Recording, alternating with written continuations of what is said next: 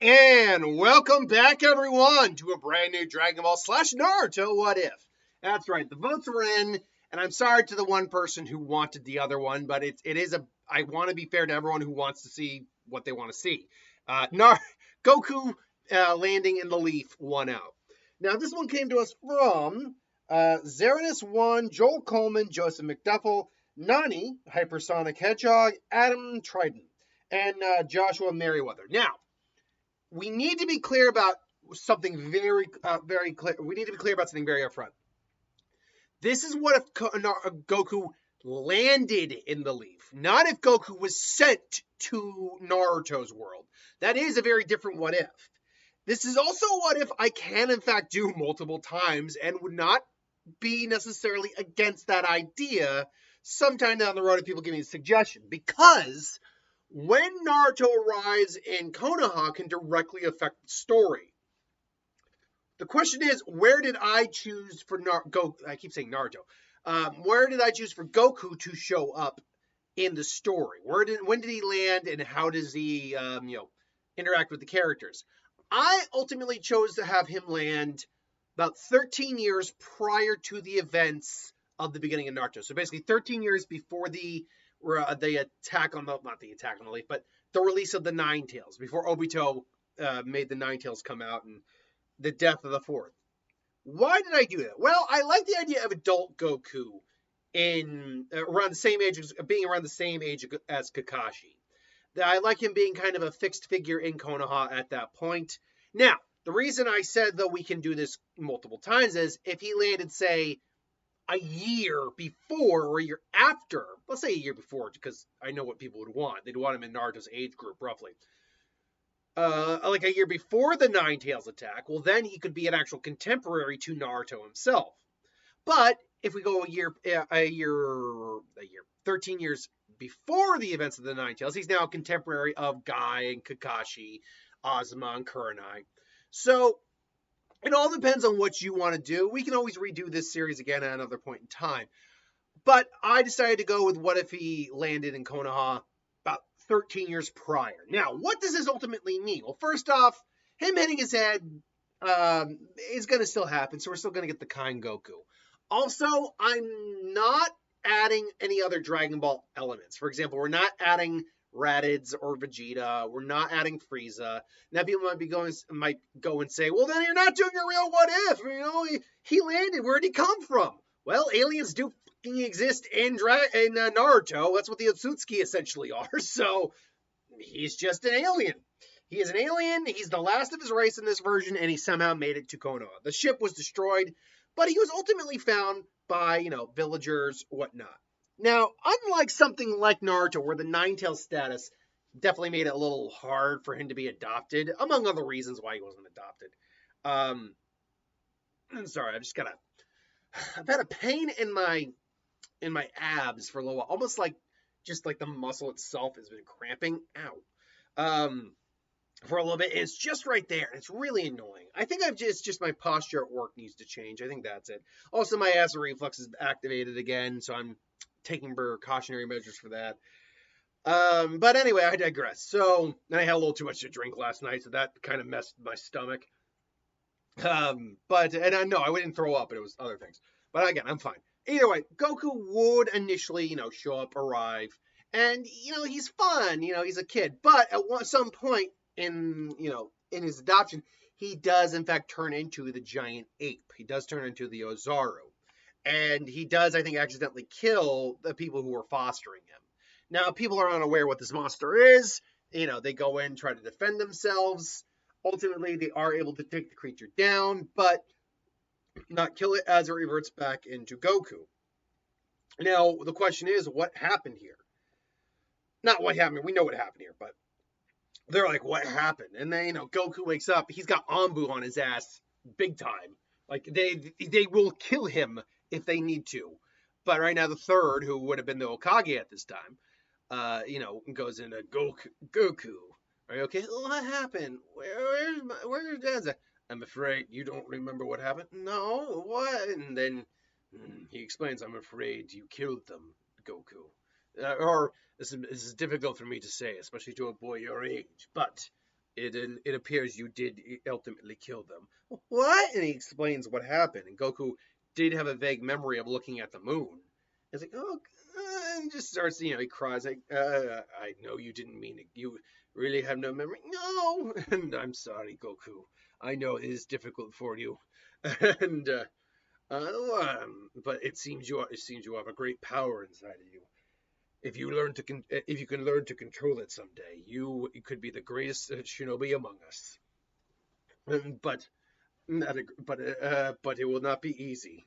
I'm sure your family would know you didn't mean anything by it, what you did. And so Goku is young enough to probably live on his own. Ultimately, he probably gets old enough where he's really just living on his own, living off the land. He lives more in the woods than in like the actual. I mean, in the village, yes, but in like the woods of the village. And so he starts his training to, eventually join the academy and be a ninja to make his folks proud and like try to gain control of this power. Now, Goku's training would be very interesting because, as we know, with Dragon Ball, they use ki, they don't use chakra, but they are in essence one and the same, just used in different ways, molded in different fashions, all that. Ki is a little bit different than chakra, sure, but they would act roughly the same in these circumstances. But Goku wouldn't necessarily be trained as a martial artist as he is in the original. He's trained as a ninja. Now, Goku also, admittedly, isn't the brightest kid. But given enough time, I'd say he's probably because Goku's not an idiot. He just doesn't have book smarts is the problem. To be fair, though, he didn't get a lot of formal teaching from Gohan before Gohan died. So, with that being said, how well would Goku, say, do in class if he's given long-term, lessons? I would say he could probably get, basic things down. He wouldn't be the dead last, but he might be the equivalent of Naruto a little bit, but he's not. I wouldn't say he's the dead last. He's also goofy, but he makes up for it because he's got incredible physical abilities. Like, he is the physically strongest kid within his class, no doubt, because when Bulma met him, he was capable of lifting a freaking car. So, physically speaking, Goku outranks everyone, even Guy. Even, say, an adult Guy would be tasked with taking on Kid Goku in terms of just physical strength, without any amps, mind you. But yeah, when it comes to physical combat, it's very clear Goku excels in this. He's able to beat almost everyone without any real difficulty, save for Guy and Kakashi, who are the only ones who either he ties with or goes legit toe to toe with, and then loses. And whenever Goku does lose, he just smiles like, that was awesome, but I'll get you. I'll be stronger next time. Believe it. Does a little Naruto there. And so Goku continues to train. He continues. And by the way, would his name be Goku? Sure. Someone names him Goku. Whatever.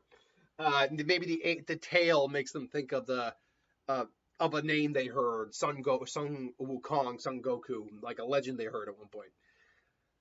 But as Goku gets stronger and and becomes a ninja, the third great Shinobi War happens, and Goku is tasked with helping out, and obviously he would probably have the rank of at least Chunin.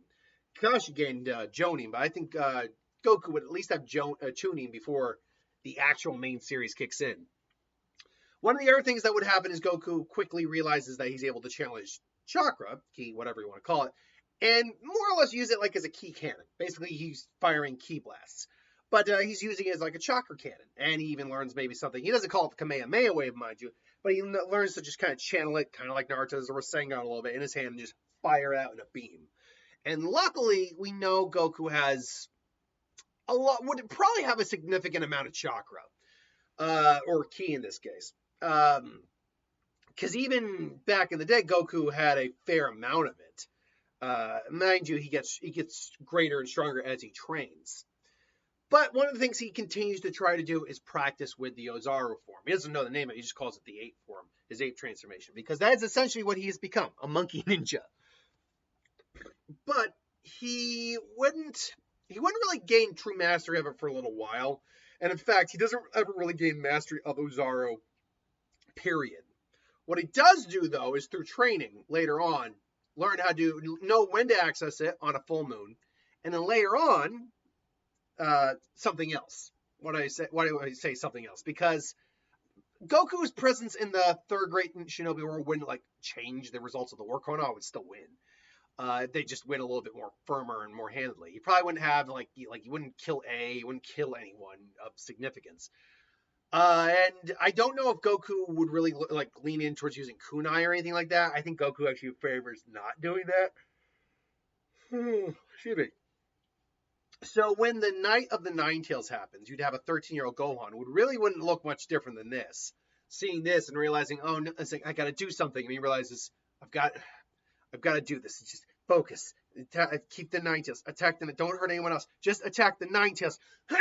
And, he just tries to, channel his chakra to control his transformation, but it fails, but he still transforms into the 8th form.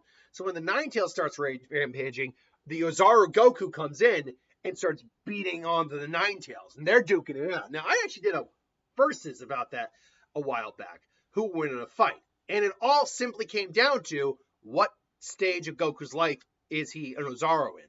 Because if it's Goku, frankly, Dragon Ball Z or beyond, the Ozaru form would win. Yes, Kurama is usually stated as being at minimum a planetoid buster. He could blow up the moon, no problem. And at highest, a planet buster, but I've heard it different ways. Either he raises the planet and basically he's an extinction level event, which is dangerous but not planet busting, or he could destroy it, but it'll probably take all his power to do so. Either way, an Ozaru Goku in Dragon Ball Z would be somewhere in the neighborhood of at full power because the guy with Kamehameha was the pinnacle rate. The Kamehameha increased his energy, but his energy was around 400. You're talking about a guy who would be around near 5,000 power almost, or at least as strong as Nappa, who could destroy a planet without too much difficulty. So once you get to the Dragon Ball Z and beyond, Goku is that Ozaru Goku, the Nine Tails would lose to. But this Ozaru Goku, who's nowhere near as strong, say right now, I mean, he's strong, but he's Ninja World strong, and probably above average in many ways, including, again, physical strength. So he turns into the 8th. This is a lot more like a kaiju fight. So Goku just comes in, kongs him a little bit. Nine Tails wraps his tail around him, throws him. He comes in. They're duking it out. He takes him out of the village, and they're duking it out heavy-handed. Ultimately, though, the Kurama does end up fighting a tail beast spawn, which Goku tries to counter with a key chakra blast, and they clash, but ultimately Goku gets overwhelmed, gets blasted, and turned back into his own form with a massive scar on his body, and that he probably carries for the rest of his life. Just the Nine Tails comes back, attacks the village, and that frees up Minato and the rest of them to seal the fox, luckily. Although I believe Minato actually sent the fox away at one point. Was it with the Flying Raijin? He sent the fox away. I know he stopped the tail beast spawn with the Flying Raijin. I know that. But either way, they would still seal him up, and Goku now has this scar, but he also gets Zenkai from it. And so Goku, he's commended for his bravery. He actually was able to control it, and Goku says, I'm not sure if I was truly control. It was more like I was directing it. It's like, still, you did well, Goku. Thanks, old man. And so another 13 years passed, and Goku would probably be a Jonin at this point. A Jonin at this point. Now, in those years, what has happened? Well, Goku has become a Jonin. He is arguably the strongest Jonin in the series, because power-wise, he's not significantly that much stronger than, say, honestly, not even that much stronger than, say, Saiyan Saga level, but say with chakra at least, physicality, all that. We're not dealing with power levels here. But one of the things he's ultimately learned is to tap into the power of his 8th form. And he does this basically as a jutsu to concentrate and basically access the Akari form. And basically this acts as essentially an amp. This allows him to use the Ki Blast. I think he has probably also learned elemental chakras as well. He doesn't use a lot of hand signs. He's more kind of like Guy in that sense. Guy can use ninjutsu. It's just that he prefers to not make Lee feel bad. With that said, what elemental chakra do I think Goku would have? And that's a good question. I think given his attitude and everything, I actually do think wind is a legitimate option. Wind or possibly lightning. In fact, maybe even tries to kind of combines them a little bit. Uh, Come to think of it, wind and lightning. I don't know if there's a chalk element, like a hybrid element for that, if I'm not mistaken. It could be typhoon release, because that's a Keke Genkai. But regardless, because he's combining his chakra, his ki, with wind, he's able to use his chakra to wind to ultimately fly around. Because he just feels like this is a natural state for him. He's like able to, jump high and then kind of use bursts and gusts to kind of fly around the village. He can't actually fly, but he's close. It's close enough to it. He can't do what Anonki does, which is actual flying somehow. It's never actually stated how he does that, but in fact, let me see here if Onoiki. How does Onoiki do that? I've never actually thought about that. Onoiki. Let's see. How do you do it, Onoiki? Let's see here now. I assume it's like a levitation-based technique, and he has. God knows how many. He has dust release, lava release, earth, fire, wind, water release, and yang release. God, he has a lot. Lightweight rock. Oh, you know what? Maybe he's using the lightweight rock technique to float. Maybe that's what he's doing. Because that basically allows him to fly around, like decrease the weight of something. So, ninjutsu, a massive bird, great, intelligent, let's see here. Now that I'm thinking of it, maybe that's how he's doing it. I never stopped to ask myself how he was also. Let's see here. Where does it say he can fly and how does he do it? Go away. Let's see. Only 100. So advancing. Yeah, he lived to be over 100 years old. Let's see here. Dust release. That's the elemental transformations. Rock clones. Manipulate terrain. Wielded earth techniques that manipulate gravity, allowing to increase and decrease objects' weight, letting him restrict a large movement. And he could also decrease his own weight to fly. That's how he did it. It was the manipulation of gravity. That's what it was. And it's literally just called fist or rock fist technique. That's just crater fist is a better option name, in my opinion, for the giant rock technique. A rock fist technique. Anyway, I digress. So Goku is actually doing something where he's propelling himself with wind, which admittedly is probably more exhausting than what Inoki does, but Goku's got the stamina to spare. So he's probably, one of the things he's probably a master of is the Gale Palm technique, where he doesn't even need to use hand signs, or just boom, just firing Gale Palm, not even firing chakra, or increasing the chakra, like pure chakra within his Gale Palm, and then launching that in a more concentrated blast. He maybe also has learned to, channel lightning in his hands and just blast it in the same way, false lightning style. So he's very much skilled in close range combat, but he also has some long mid-range techniques as well. Now, this is where this series is not going to take very long, because Goku isn't like the Team 7's sensei or anything like that. He is just another Jonin in the village, and he probably... In Yu-Gi-Oh! Cards that you didn't know evolved. God, go away. That's something, I don't know, something like a video just came up. Anyway, so he probably regularly spares with Guy, because he's, unlike Guy, he's one of the few who keeps training constantly, religiously almost. And so him and Guy go toe-to-toe a lot.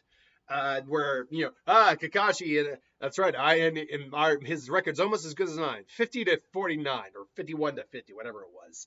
Of course, it's nothing compared to my rivalry with another Shinobi in this village. What? Oh, that's right. In fact, he's actually got ahead of me about 55 to 42. I'm gonna get that son of a monkey if I remember. He thinks he's so cool. No, he probably is a lot more chummy with Goku than Kakashi, even though he still thinks Kakashi is his rival and friend. And really, Goku would not be a major player for the story until, I'm going to be honest, until we get to Shippuden, and probably when we get to, the Invasion of Pain.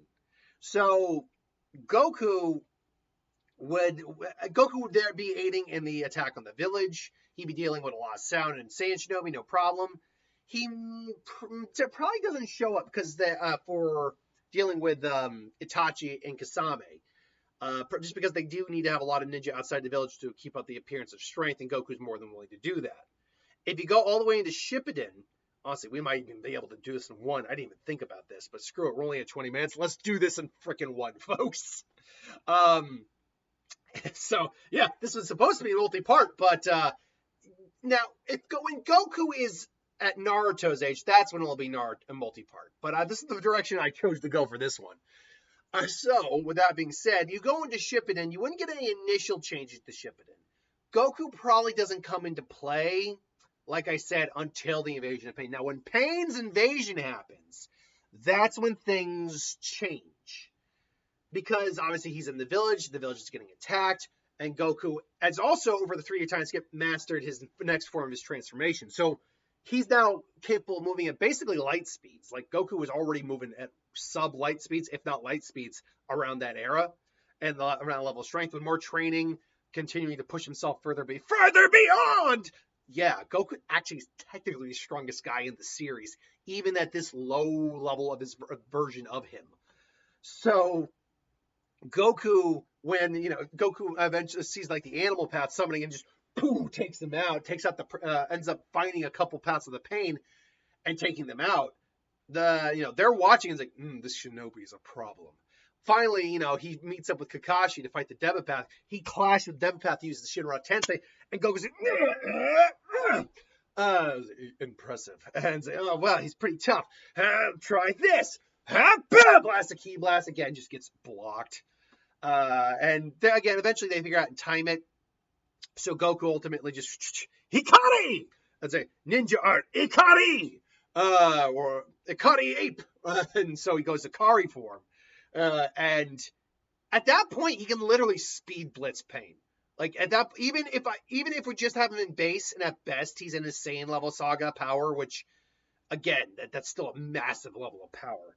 And, like, the Naruto. And there are Naruto characters who would be equivalents of that level of power. Madara is equivalent of that power. Jubito is equivalent. Kaguya is definitely within that range. Easy. In fact, he probably even goes beyond that range. But most characters just don't get to the Dragon Ball Z level of powers. And even then, they're not getting to God levels or Super Saiyan levels of power. Not really. So, Goku, frankly, at this point, can just speed blitz. And he just, boom! Just takes him out, cuts him in half. But the Azura Path does end up firing a couple missiles at Goku. Kakashi ends up stopping a couple. He blocks a few. His hands are burnt up, but he's fine. Ultimately, the Naraka Path has to come and start saving bodies. And then Naruto shows up in the village. But they were able to keep the paths of Pain away for time being, but he knows the Nine Tails is here. Now go. And Naruto shows up, and Goku says, we can help. I got this. It's like, fine.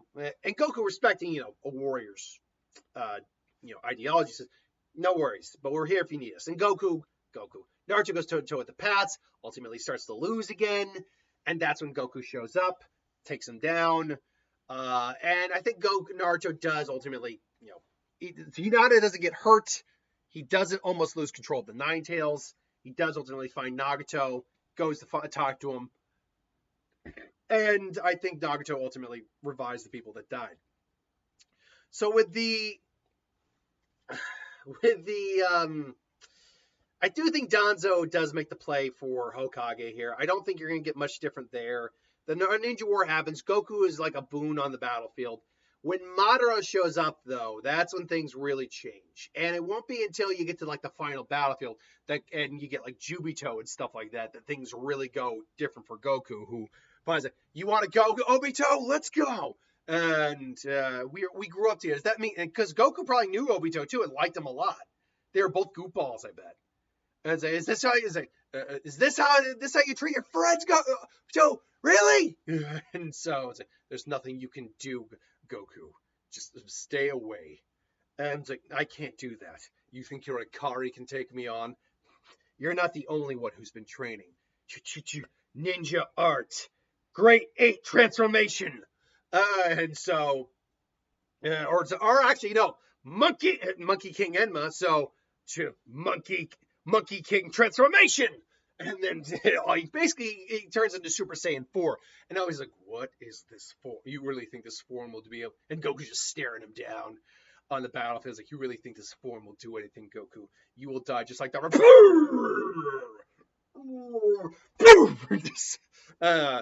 Is that a fact? And then Goku just goes to in town on Obito. And because of this, Naruto really isn't able to save Obito's soul. He is unfortunately he will probably, now let me rephrase that. Maybe he does. Susanoo Kyobi mode or Kurama comes into play here. And they help clash. Goku, reverts back and lets, Naruto, because he can see, again, he can respect the struggle he's having here. Naruto then does talk to Obito and, convinces him. And then Madara makes him revive him. And then, obviously, the Shinobi Alliance's attack, or try to attack Madara, who then absorbs that. Goku again and Guy team up, here's the thing. Goku and Guy together, Guy nearly killed Madara. Nearly did it. And he even acknowledged, like, I acknowledge you as the strongest. And even Madara acknowledges that I might have actually died had that hit me in a different way. You had Goku in there, who is arguably still stronger than Guy at the moment, because he's got the Monkey King transformation. And yeah, I think they might actually kill Madara here. Like, he's and then Goku just ends and just wipes him out. And at this point now, the day is saved. Obito actually is, he's dying, but he might actually survive. And that just leaves the issue of Kaguya, if she even comes out. Because now the Black Zetsu's is like, what the hell? What the hell? So, yeah, like, it's... Because the Infinite Tsukiyomi wouldn't happen here, because I believe it is Madara who activated it. And, yeah, like, I could still see Naruto and Sasuke getting their 6th pass chakra and then be like, oh, you did it?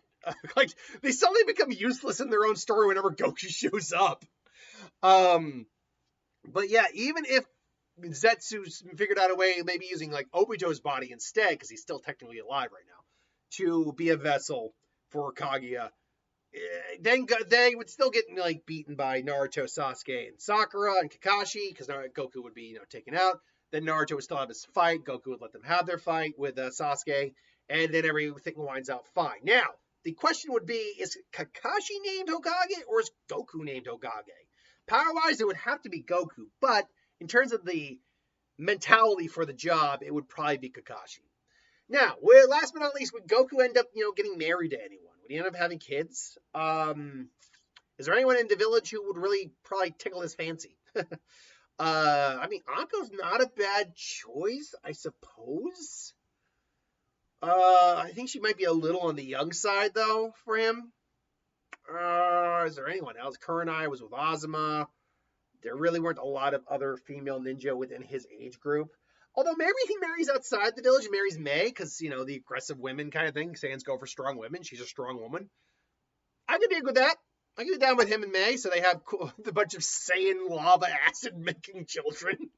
That would actually be pretty fun. And Goku, honestly, even because of the way Saiyans age, he'd still be relevant even into Boruto. In fact, if anything, he might even be even stronger. In fact, he would be stronger here. So when, say, like, the Ishiki stuff goes down, Goku would probably show up to aid because, he's still loyal to his friends, to Konoha, all that, help Naruto out. And power-wise, while Ishiki's dojutsu would be insanely difficult for him to deal with, he's got the speed, reflexes, and training to not only avoid, but block, and possibly beat the living shit out of Ishiki. Like, Naruto might not even have to sacrifice Kurama in this version. Obviously, Kurama came back, but he still sacrificed him. So, or even do Baryon mode, because, Goku shows up and helps him out. Maybe even learn Super Saiyan at that point, over these years, through raid and, training, all that. Or at least perfecting the Saiyan transformation, the Son Goku transformation, if you will. Or Wukong transformation, Monkey King transformation. So then, and that means then leading, And again, Goku right now, I mean, we're still very much into Blue Vortex. I keep track of the series through NC and Hammer, Nick, but I don't actually actively read it myself. But with the Shinju, I mean, Goku, by all accounts, is still a lot stronger than the Shinju. I mean, let me put it this way. Goku is a planet buster at this point. Like, in this point in the story, he would still be a straight-up planet buster. Is he enough? Like, could he just blast them out of existence, take the soul thorns they're called, and somehow figure out a way to free the people? Goku could just literally wipe the floor with nearly everyone in the series at this point. I don't know. I was thinking this would be at least a two-parter, but no, it's just a one-parter. A long one-parter, a 30-minute one-parter, but a one-parter. So yeah, if Goku had landed in Konoha around the time that Kakashi and Guy and all those guys were born, he would probably be the Konoha's true secret weapon. He's surpassing even Naruto, really.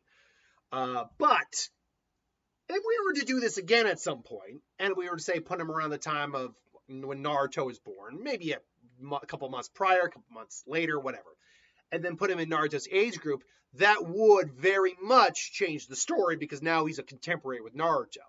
So I ask you, A, did you like the what if? What'd you think? B, I assume at some point someone's going to want me to do that, so put that suggestion in the comments below. And then C, if you have any other suggestions, put those in the comments below as well. I'll get to it at some point. Now, until then, thanks for watching. Hope you enjoyed. Like, comment, share, subscribe, and I'll see you next time.